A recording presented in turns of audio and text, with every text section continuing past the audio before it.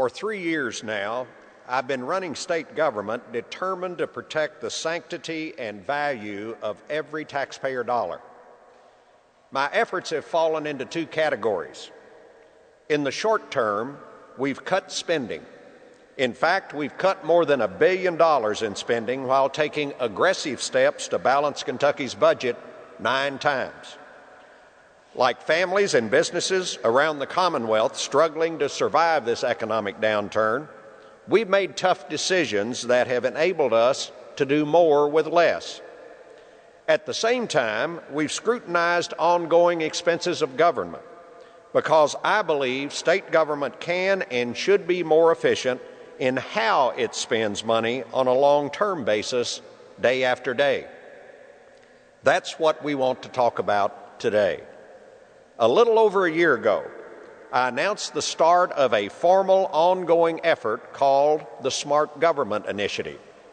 It was designed to take a hard look at how state government conducts much of its business, to find ways to cut expenses and improve efficiency in so-called back office functions.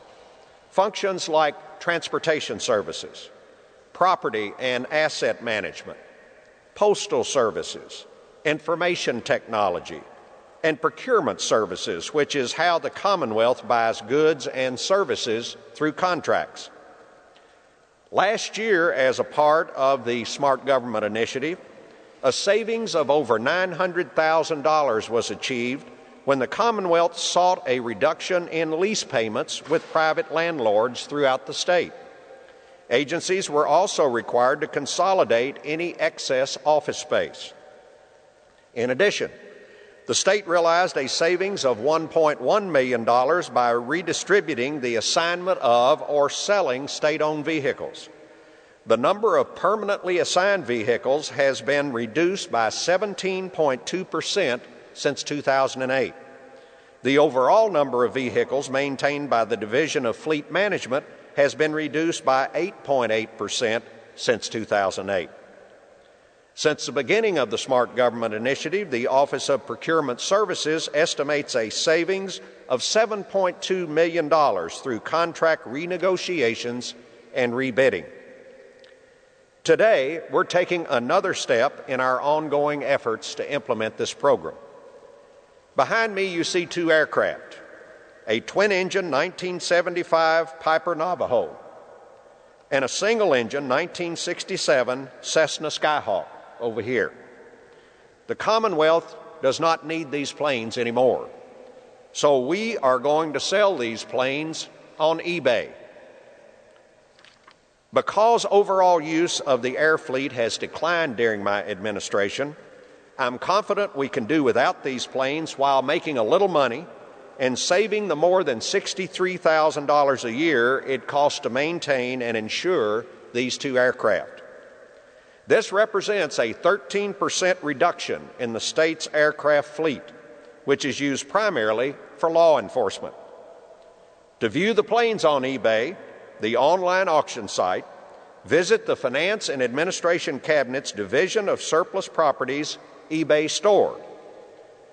The planes, in reality, are just our latest sales of state surplus property, which we've been doing through live auctions, internet-based auctions, and other competitive processes and procedures for a couple of years now.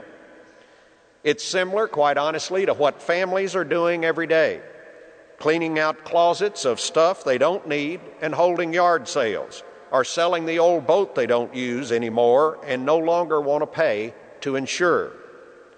In 2010, the state generated $4.3 million by selling surplus real estate property and $3.31 million by selling surplus personal property. And we are going to keep doing it. We will also, in the coming months, announce additional smart government initiatives.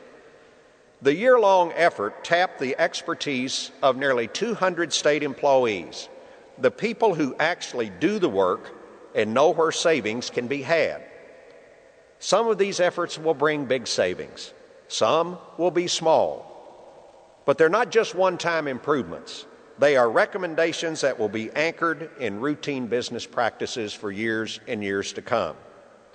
In the long run, we will be left with a stronger, leaner, more muscular, more sustainable, reinvented government, so that as this economy continues to turn around, we will be able to preserve priorities like education, health care, public safety, and economic opportunity.